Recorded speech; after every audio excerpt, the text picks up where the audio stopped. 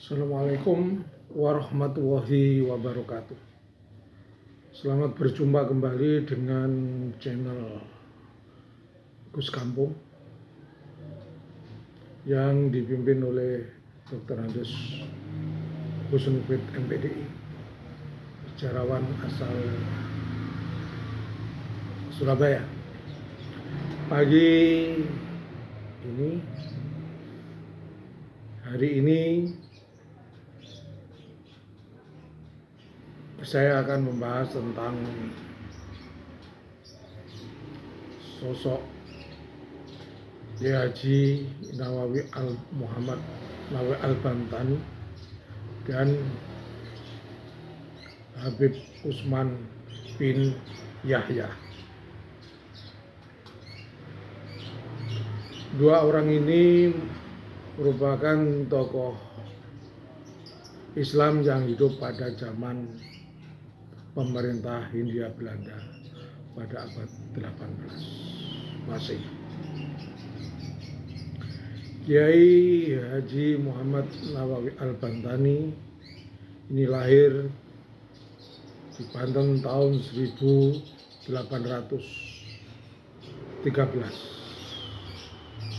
Sedangkan Habib Utsman bin Yahya lahir pada tahun 1822.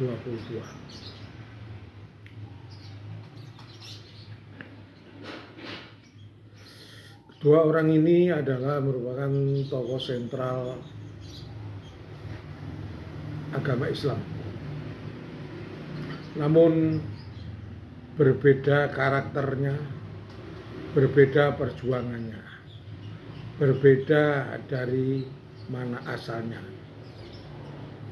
Kalau Kiai Haji Muhammad Nawawi Al-Bantani ini adalah lahir di Banten. Masih ada keturunan dari Syarif Hidayatullah.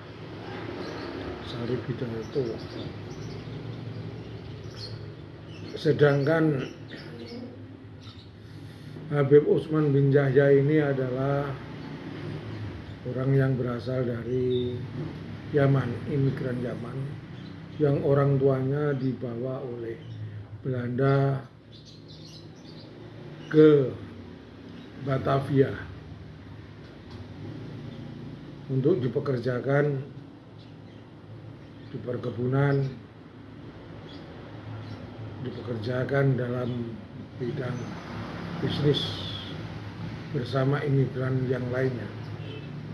Karena waktu itu para pribumi sedang mengadakan perang dengan pemerintah Belanda, tidak mau bekerja sama dengan pemerintah Belanda, istilahnya non kooperasi.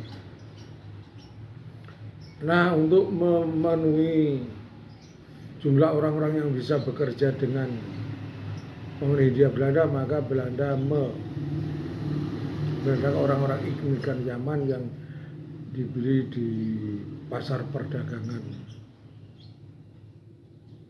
tenaga kerja, karena pada waktu itu tidak ada buruh ya, tapi membeli. Nah, Kiai Muhammad Nawawi Al-Bantani ini adalah seorang ulama yang berpegang teguh kepada pendiriannya, anti Belanda, tidak mau bekerja sama dengan Belanda.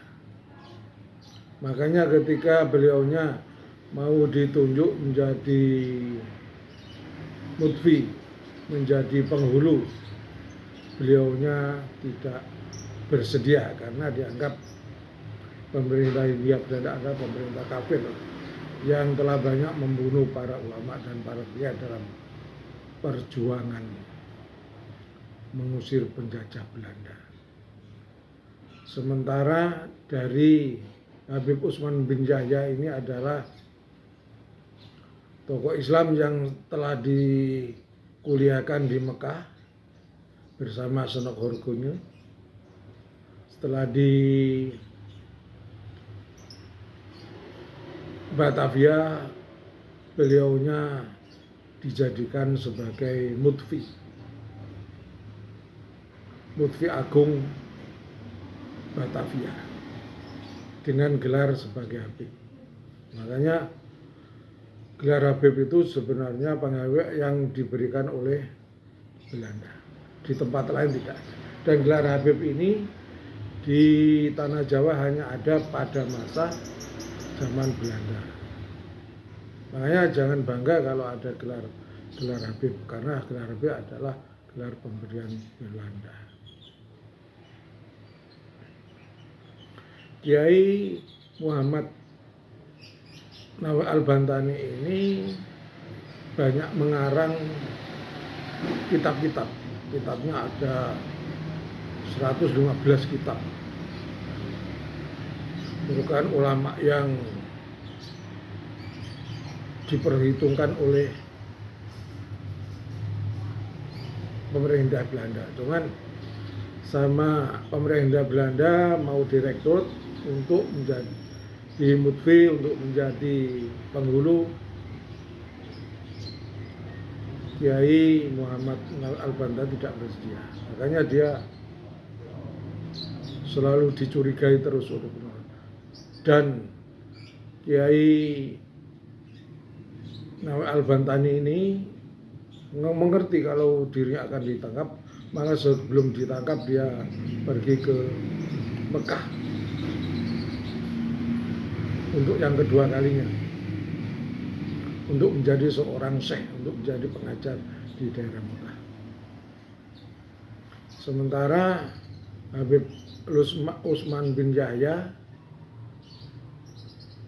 sangat bersedia bekerja sama dengan Belanda.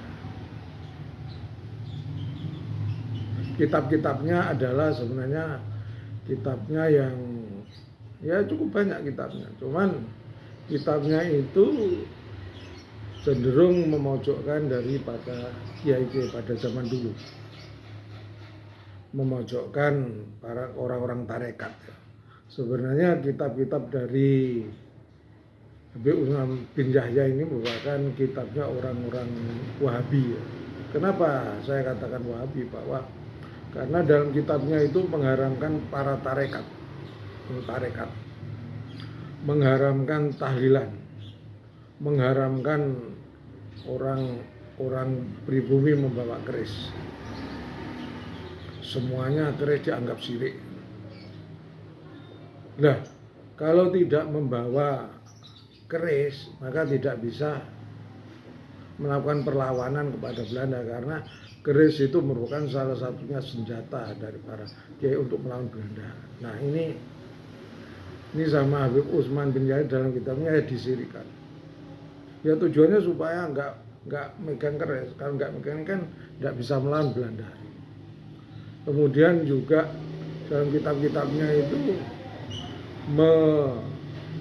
mengharamkan tahlil. Tahlil tidak ada pada zaman Rasulullah. Kitab-kitab ini juga kitab-kitab yang bernuansa Wahabi ya. Nah, kalau tidak ada tahlil, zaman dulu itu ya main judi. Ada orang meninggal main judi, main gaple, main domino gitu. Nah, dengan adanya para kiai, dengan adanya para wali songo, maka orang mengerti. Dan ini merupakan strategi dakwah. Dan ini sangat manjur sehingga orang-orang di kampung-kampung banyak yang masuk Islam. Nah, ini sama kitabnya Habib Utsman bin Yahya dilarang. Ini sebenarnya sama dengan kitab-kitab para ulama. Sama dengan tarekat, dalam kitabnya karya Habib Utsman bin Yahya itu ya juga merupakan menganggap sesat aliran tarekat. Padahal tarekat itu yang berani melawan penjajah Belanda. Sementara karya kitab Kiai Muhammad Nawawi ini adalah membolehkan para pejuang membawa senjata keris, karena itu bisa untuk melawan Belanda, tidak syirik. Juga tahlil, kitab-kitabnya Kiai Nawawi itu juga memperbolehkan, karena dengan tahlil maka keluarga yang ditinggalkan itu hatinya tentrem, hatinya tentrem, tidak nantinya tidak sedih, tidak jadi murtad dan ada takut. Demikian juga para tarekat dengan bertarekat bisa bersatu mengusir penjajah Belanda. Nah inilah, ini ada perbedaan antara dua tokoh ini. Nah, pada zaman Hindia Belanda memang antara para kiai dengan Habib ini memang terjadi perbedaan pendapat dan terjadi perbedaan pandangan dan permusuhan juga. Mulai dari Batavia sampai Pasuruan, Magelang, Banyuwangi, Sumenep, Bangil, Palembang, Kalimantan, Pekalongan, Malang, Semarang, Jakarta, Batavia itu terjadi karena memang berbeda. Kalau dulu memang belum ada organisasi NU ya pada abad 18 enggak ada. Tapi yang ada adalah para kiai-kiai yang turunan Wali Songo. Ini terus.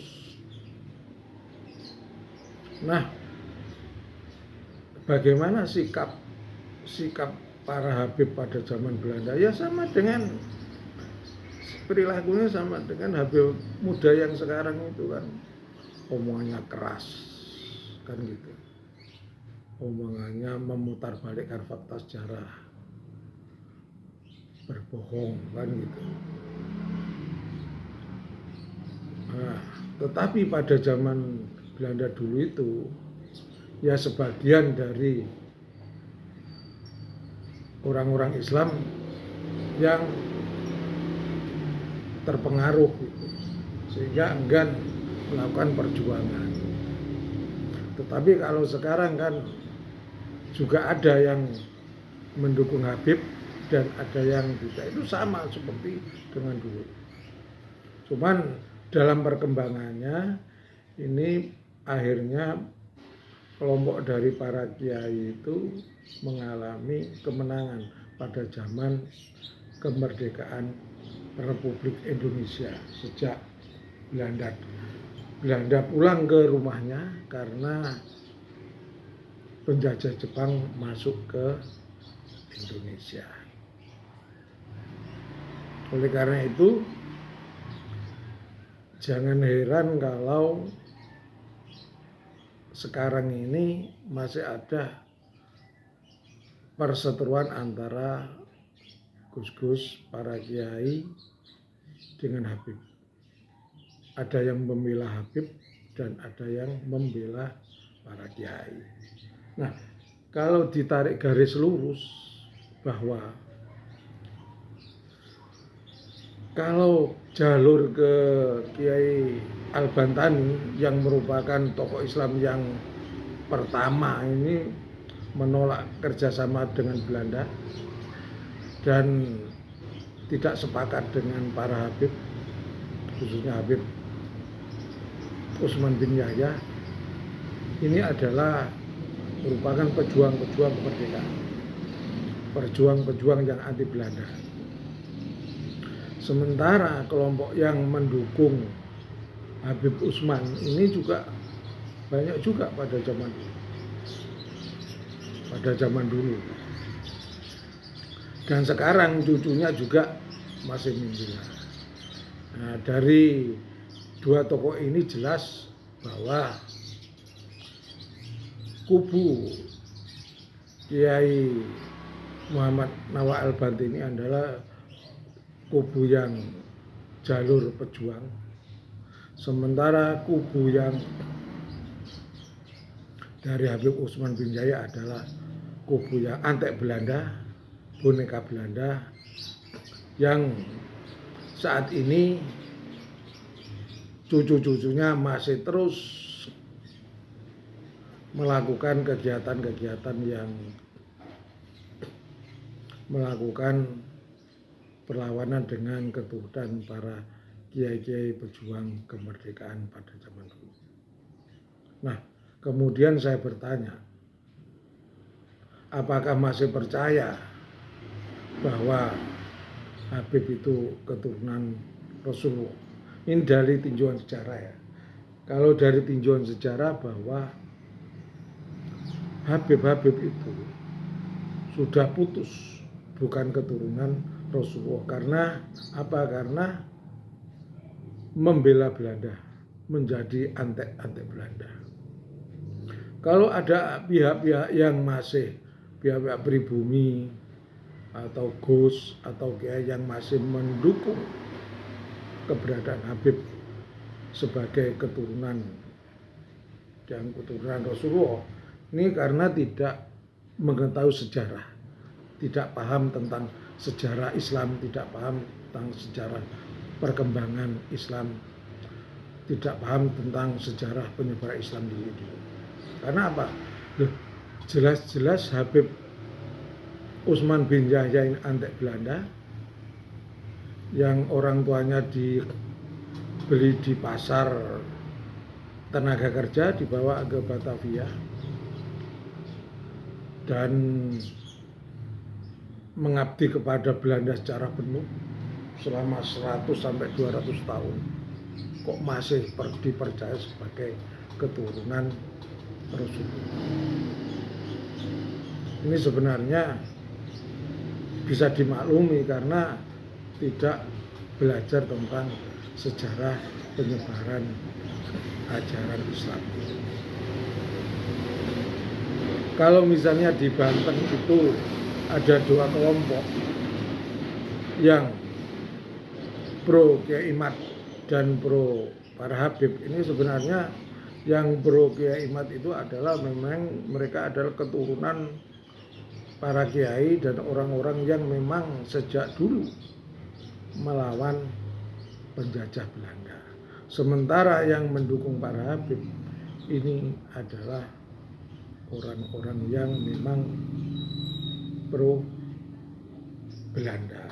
Dan perlu diketahui bahwa ketika Habib Utsman bin Yahya ini menjadi Mufti Agung Batavia, kemudian membentuk lembaga-lembaga keagamaan, lembaga dari Batavia hingga Pasuruan, hingga Pekalongan sampai Sumeneb, Banyuwangi, terus Bangil, Semarang, Surabaya.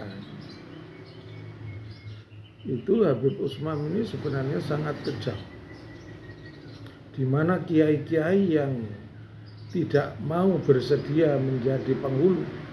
Misalnya di Surabaya itu ada kiai yang tidak bersedia menjadi penghulu, maka kiai itu ditahan. Begitu juga ada kiai yang di Surakarta yang tidak bersedia menjadi penghulu, maka kiai itu dia. Begitu juga di tempat-tempat lain. Nah, apakah ini masih percayakah kalau Habib Utsman bin Yahya sebagai ketua Rasulullah gitu? Ini tentunya tidak percaya. Dengan demikian bahwa dua tokoh ini adalah tokoh yang berbeda dan meninggalkan benang merah di daerah Banten hingga di daerah Jawa. Oleh karena itu kita perlu diwaspadai perlu waspada dengan para habaib ini. Dan para habaib ini sebenarnya akan dipulangkan oleh Bung Karno pada masa dulu. Karena pada tahun 1950 Bung Karno itu sudah memulangkan orang Belanda, pulangkan semua. Kemudian Bung Karno juga mengambil alih pabrik-pabrik milik Belanda kepada Indonesia, diambil alih. Jadi semacam PTP, perusahaan gula itu diambil oleh Bung Karno. Belanda sudah tidak dimiliki. Demikian juga kerajaan-kerajaan yang dulunya pro Belanda itu wilayah kekuasaannya itu dihabisi, dihilangkan oleh Bung Karno. Misalnya kerajaan Kasunanan itu hanya masih dalam bentuk kerajaan, berkuasa pada keratonnya saja, sementara di luar tidak punya kekuasaan, tidak punya wilayah. Sementara Keraton Jogja itu punya wilayah karena Hamengkubuwono IX bersedia bergabung dengan Negara Kesatuan Republik Indonesia, sehingga punya hak otonom, hak daerah istimewa Yogyakarta, punya kerajaan, punya wilayah. Sedangkan kerajaan di Sumeneb itu juga didegradasi. Jadi di Sumeneb itu bukan hanya wilayahnya saja, tetapi rajanya juga disingkirkan dari keraton. Tinggal hanya keratonnya saja yang ada. Jadi karena Keraton Sumeneb sejak berabad-abad membela Belanda. Sejak zaman Mataram pun masih membela Belanda. Demikian juga kerajaan-kerajaan yang lain yang di luar Pulau Jawa yang tetap mendukung Belanda pun didegradasikan. Misalnya Sultan Hamid II ini kan yang diklaim sebagai Habib ini juga pro Belanda karena kerjasama dengan Westerling yang membunuh rakyat Sulawesi. Dia ditahan selama 10 tahun. Istrinya orang Belanda. Dia adalah diklaim sebagai pengkhianat. Tapi oleh karena Habaib diklaim sebagai Habib yang berjasa membuat lambang Garuda. Sebenarnya ya tidak, beda. Lambang Garuda yang dibuat Sultan Hamid II ini beda dengan lambang Garuda sekarang. Yang lambang Garuda sekarang ini adalah hasil dari pemikiran dari Dullah Ki Hajar Dewantara dan Bung Karno. Oleh karena itu bahwa Sultan Hamid II bukanlah perancang burung Garuda yang menjadi lambang negara Republik Indonesia. Kemudian kita kembali ke dua tokoh ya. Dua tokoh antara Kiai Haji Muhammad Nawa Al-Bantini dengan Habib Usman bin Yayab pada zaman pemerintahan Hindia Belanda di abad 18 memang berbeda jauh. Yang satunya anti Belanda, yang satunya pro Belanda. Kalau ini Buya Ar-Raji menyatakan bahwa Habib Usman bin Yahya itu bukan anti Belanda, keliru. Karena bisa dipahami karena Buya Ar-Raji ini tidak belajar sejarah. Beliaunya bukan ahli sejarah, bukan sarjana sejarah.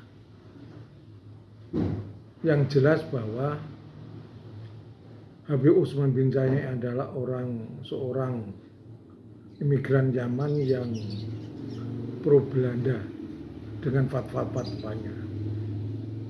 Sampai meninggalnya pun tahun 1913 masih mendukung Belanda. Jadi mohon maaf kepada Buya Ar-Raji ya, pemikiran jenengan, pendapat Buya Ar-Raji yang berasal dari luar Jawa bisa dimaklumi. Jadi pendapat Buya Ar-Raji adalah salah besar, tidak benar. Yang benar adalah Habib Umar bin Jaya adalah antek Belanda sampai beliau meninggal dunia tahun 1913.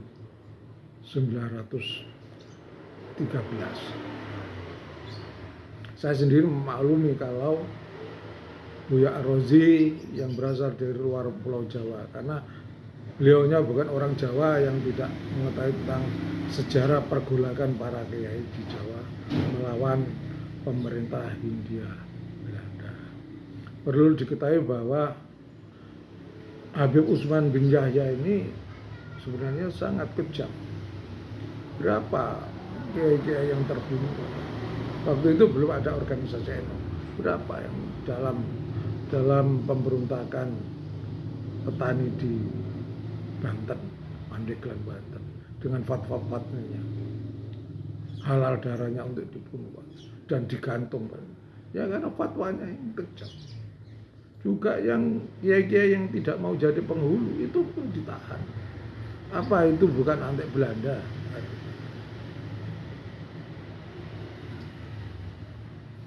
Sedangkan Kiai Muhammad Nawawi Al-Bantini ini seandainya tidak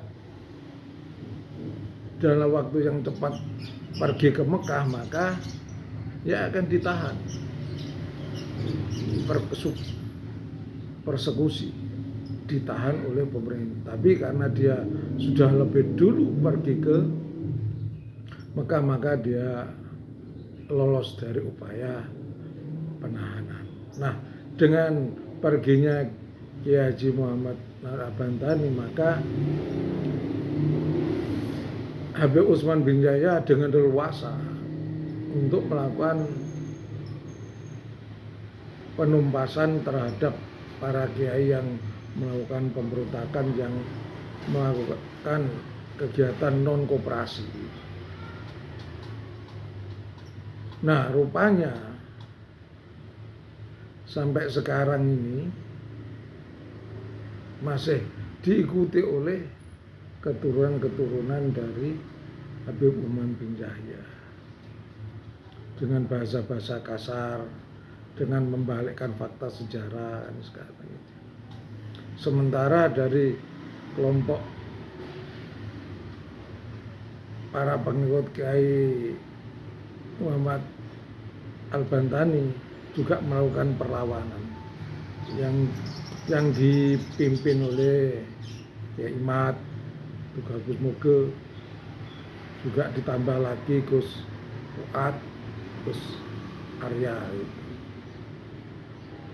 Kalaupun ada kiai-kiai yang membela para Habib saat sekarang, itu sebenarnya bukan dari NU ya, tapi mereka adalah dari NU garis lurus. Misalnya Gus Najib, putra dari Kiai Makmun, juga Kiai Idris,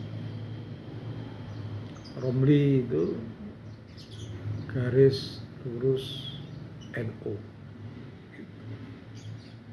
Sementara para muhibin ya tetap mendukung para Habib itu. Sementara para kiai-kiai kultura NU tetap menyuarakan bahwa dukungan terhadap tesis Kiai Haji Imaduddin memang harus dijelaskan. Kalau itu benar ya benar, itu salah fakta sejarah harus diperjuangkan. Kalau memang fakta sejarahnya bahwa Habib Utsman bin Yahya itu antek Belanda, ya antek Belanda, bukan keturunan Sunda, bukan keturunan Sunda, harus begitu. Nah, di sini harus dihilangkan istilah suudon, fakta sejarah, sehingga dalam perkembangan penyebaran Islam ini tidak abu-abu, tidak rancu. Oleh karena itu, sebagai akhir dari pembahasan dari Gus Kampung ini, bahwa marilah kita tetap menegakkan kebenaran fakta-fakta sejarah penyebaran agama Islam di Indonesia. Insya Allah perjuangan para kiai, para gus yang menegakkan ajaran Islam akan mengalami kemenangan sebagaimana pada masa zaman Belanda terus berjuang melawan Habib Utsman bin Yahya dan Habib dan melawan juga Robitul Alawi hingga Indonesia mengalami kemerdekaan. Peran kiai sangat besar dalam menjadikan Indonesia merdeka. Sementara para Habib dari Habib Utsman bin Yahya dan keturunannya pada saat zaman Jepang itu sudah runtuh dan ambruk. Kemudian ditolong oleh Kiai Wahab Hasbullah untuk menjadikan warga pribumi, dan ternyata dalam perkembangan sekarang ngelunjak gitu. Jadi tidak merasa bersyukur kalau telah ditolong oleh Kiai Wahab Hasbullah, tokoh NU. Karena itu marilah kita tetap menebarkan kebenaran fakta-fakta sejarah apapun yang terjadi. Wallahul muwaffiq ila aqwamit thoriq. Wassalamualaikum warahmatullahi wabarakatuh.